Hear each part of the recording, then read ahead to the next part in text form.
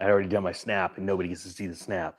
And then there's always that one person, I saw the snap, stop snapping. Hey everybody, Economic Ninja here. I hope you are doing great. Got a story for you. It's out of Fortune and fortune.com. And it's interesting because this is about housing market, but even if you don't have a house, even if you don't want to buy a house, even if you don't care about houses at all, you just want to live in a cardboard box, just so you understand, it is going to affect you. Even if you live in a cardboard box. Why? Because the housing market, the housing wealth effect is the strongest wealth effect in human history. It is true.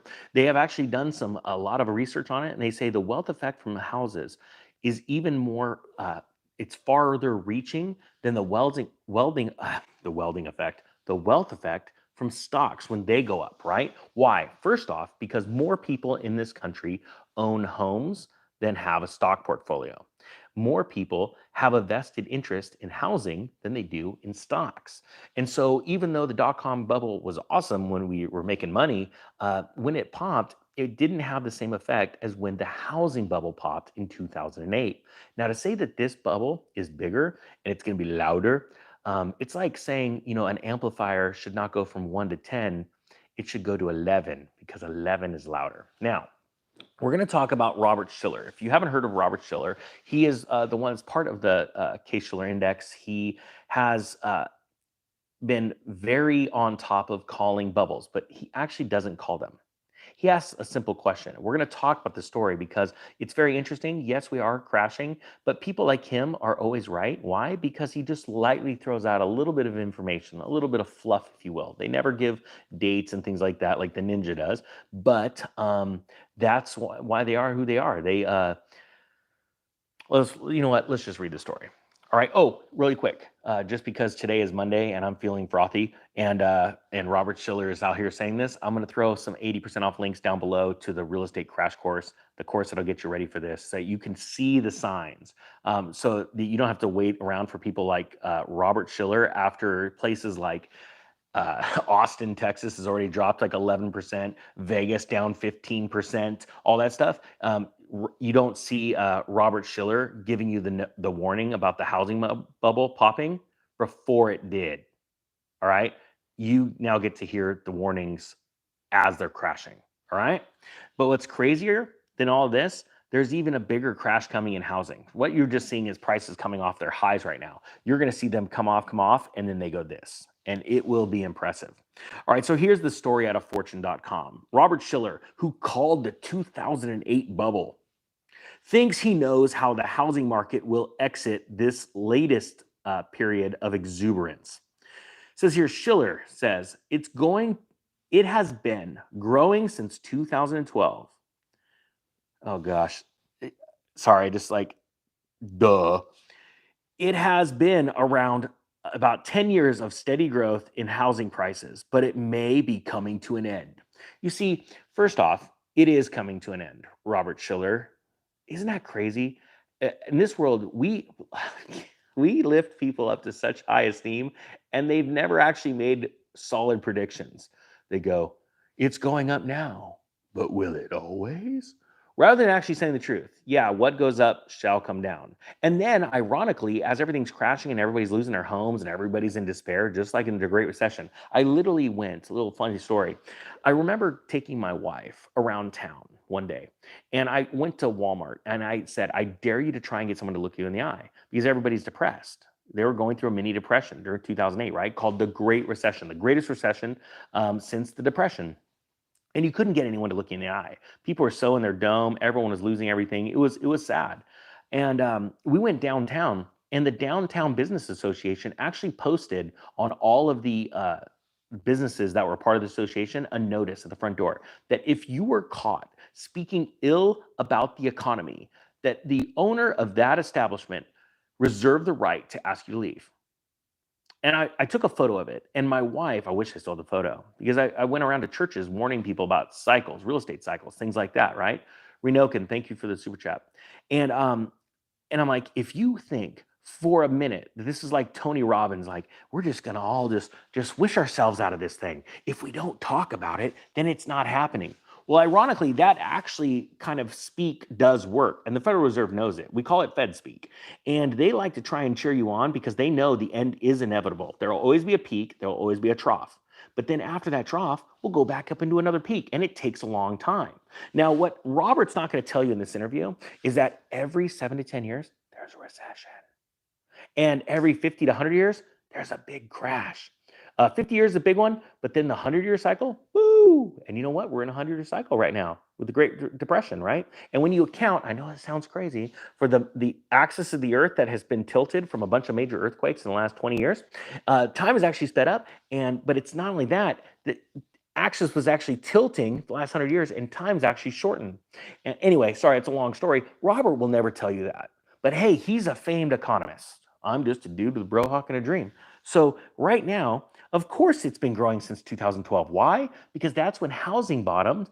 That's when real estate stabilized, because interest rates, mortgage rates stabilized. They were going all the way down through before the crash that you knew about in 2005, 2006, all the way down to 2010, 2011. They stabilized, mortgage rates stabilized, and that was the bottom. And now we're at a point, and what Robert's also not going to tell you, there was a mini little correction in 2015. But it had to do with the fact, the matter of mortgage rates rose because the Fed rose rates from 2015 to 2018, about 2.5 years. And then mortgage rates got so expensive, housing sales started to stall. Very few people, if you guys are real estate agents and were around at that point, you remember what I'm talking about, please put it down in the comment section. It didn't stall long enough to cause a housing market correction, but prices stabilized in homes, right? They stopped going up, they flatlined. Then they started ticking off again. Why? Because president at the time, Donald Trump, in 2018, said the Fed was going to crash the market. They were trying to, and that was part of the plan. The Fed's not used to having presidents speak against them, just so you know. The last one was the one that didn't like the Federal Reserve. It was a little vocal, but not too much, was Ronald Reagan. Before that was John F. Kennedy. So you can sort of catch the drift. One was murdered, one was shot. And so you see where I'm going with this, all right? So Robert Shiller, the guy that's telling you all about the housing market and it may be topping, he's not telling you. He's saying, if this continues, it's going to crash. Well, I think he's smarter, but he doesn't want to actually put his neck on the line. The ninja will put his neck on the line for you guys. That's just the truth. It's cause and effect. But we keep like putting these people on a pedestal. It's like Jim Cramer. Anyway, I digress. Here we go. Yale University economist. Oh, Yale. That's where the Skull and Bones group is. Just Google it. Go Google it. Skull and Bones, Yale University. President Bush. Talk amongst yourselves. Yale University economist Robert Shiller released a book back in March in 2000 titled Irrational Exuberance. Wait a minute. He stole that title because Alan Greenspan actually did a speech in front of Congress talking about irrational exuberance, and it had to do with the .com. But that was before that book came out. It's like they were like hanging out, figuring out what they were going to say. Sorry, I digress.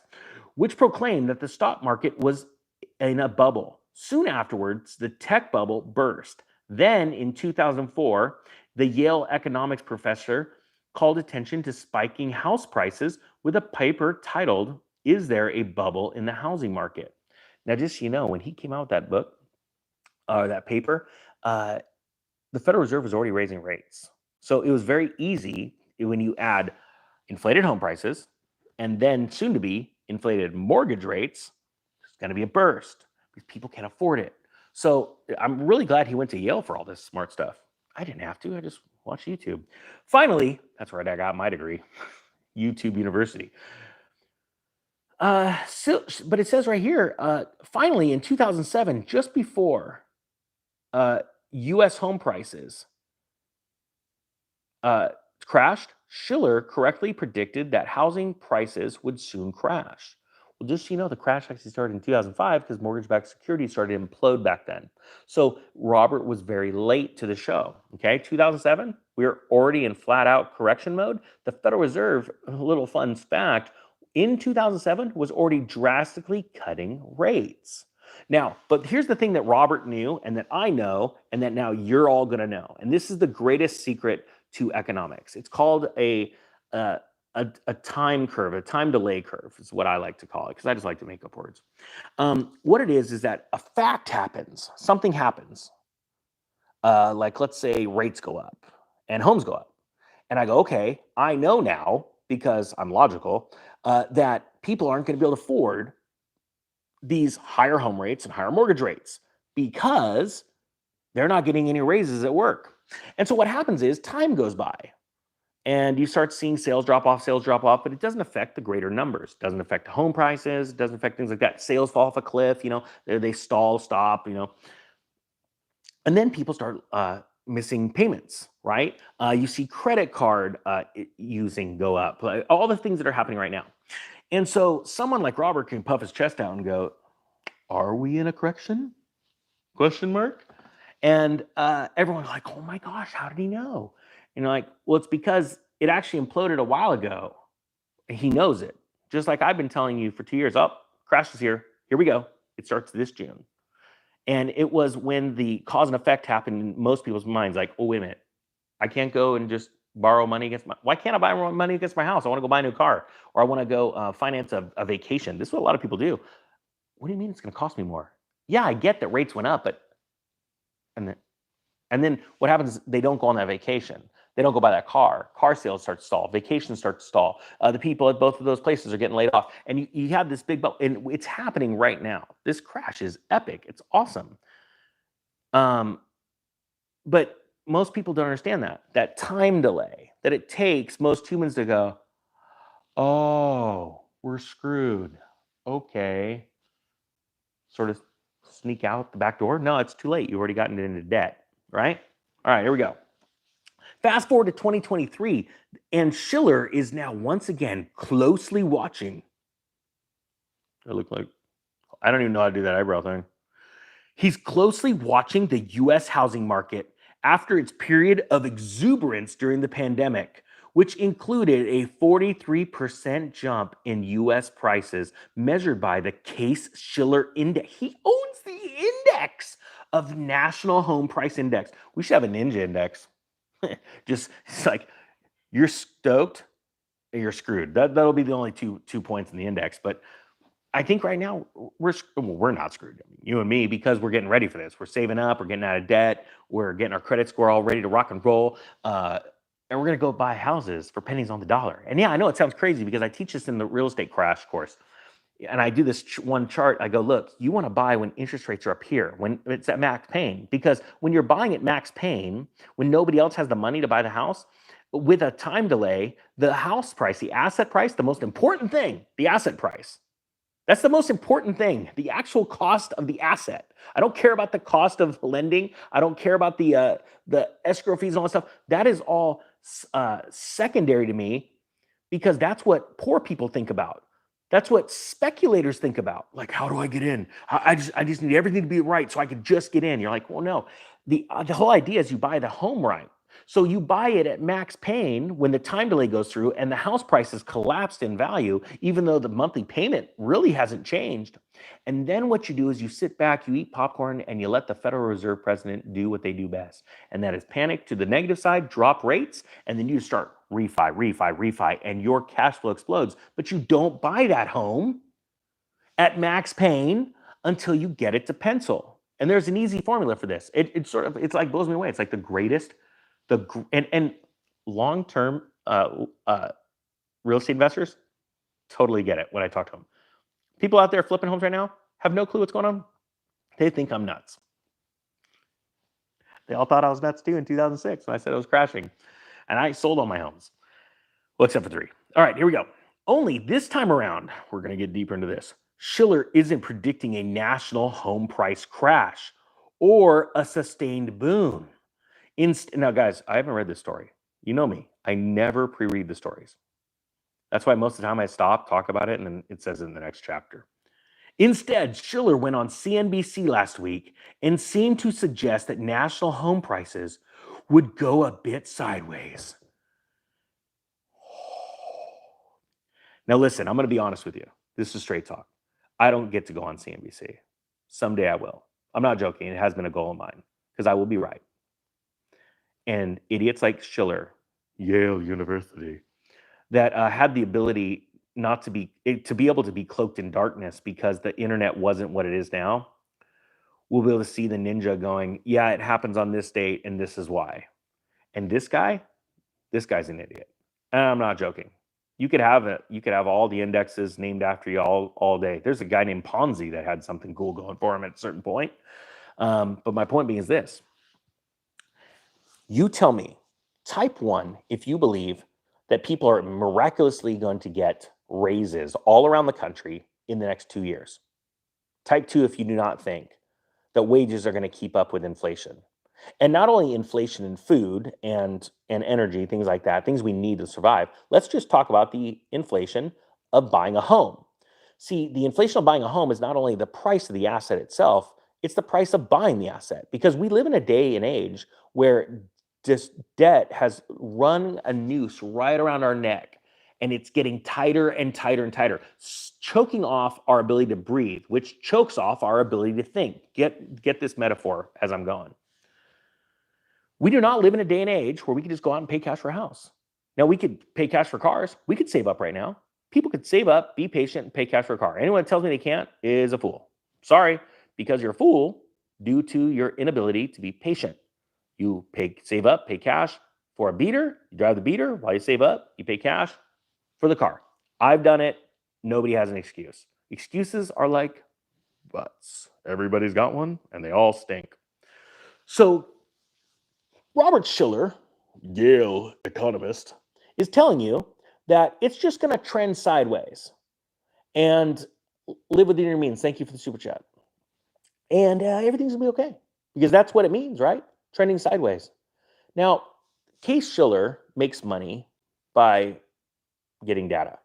Johnny Bravo's in the house. Johnny, what do you think? Do you think houses are going to fall in price or do you think they're going to go up? We want to see what you think.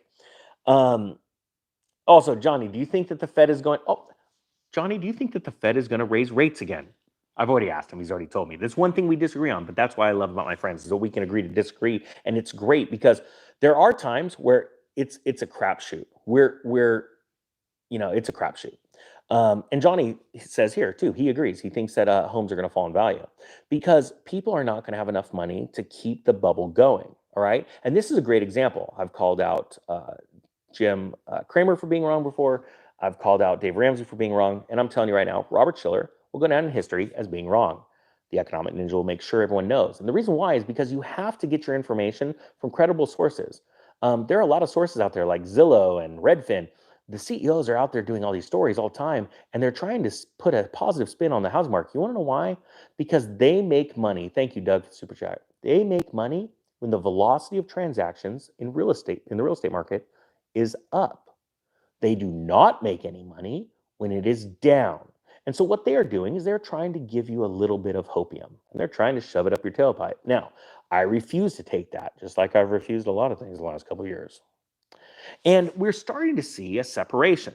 Now, what's really exciting about this separation is we've always had the wheat and we've had the chaff. We've had the sheep, we've had the lions. But in those, there's some subsectors. I'm just going to tell you right now. And I don't care about the sheep. I'm not here to talk to them. I'm here to talk to the lions. Lions are people that are confident, logical thinkers, and sometimes they get a little lackadaisical.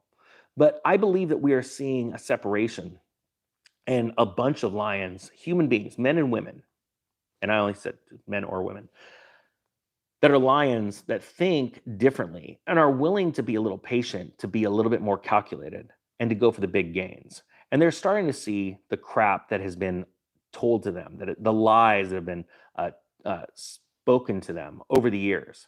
And there is a great awakening happening. And the fact of the matter is, whatever Robert and his Yale degrees try and tell you, is that wages are not going to go up to meet inflation. And before anything can get good again, it has to come crashing down.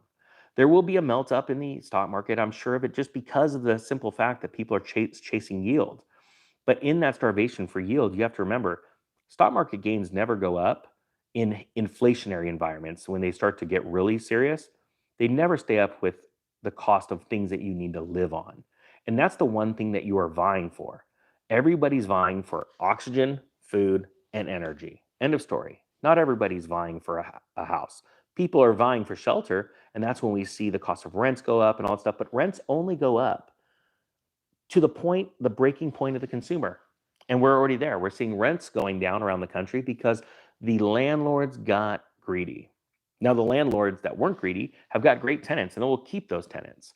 But the fact of the matter is, there's a lot of places that are vacant right now simply because people ask too much. We have seen booms in housing market, and Robert Shiller is not going to talk about this. But one thing that is has exacerbated the problem even more in this housing bubble that we never saw in the last one, short-term rentals. We have taken a certain percentage of the rental market, the available homes in our country, and turned them into hotels. And now that is going very poorly for a lot of people. And so people need to realize not only how bad and scary it is, but you got to smile and go, oh man, this is going to be huge. And I'm not going to sit on the sidelines for this one. I'm going to go crush it. So, guys, thank you so much. I'll put some more of those 80% discount links to the how to prepare for the real estate crash. I want you in your right mind of thinking, not blowing your money. I want you prepared, not scared. And then when we go for this, Robert Shiller can cry from his nursing home. All right, guys, that being said, the Economic Ninja is out.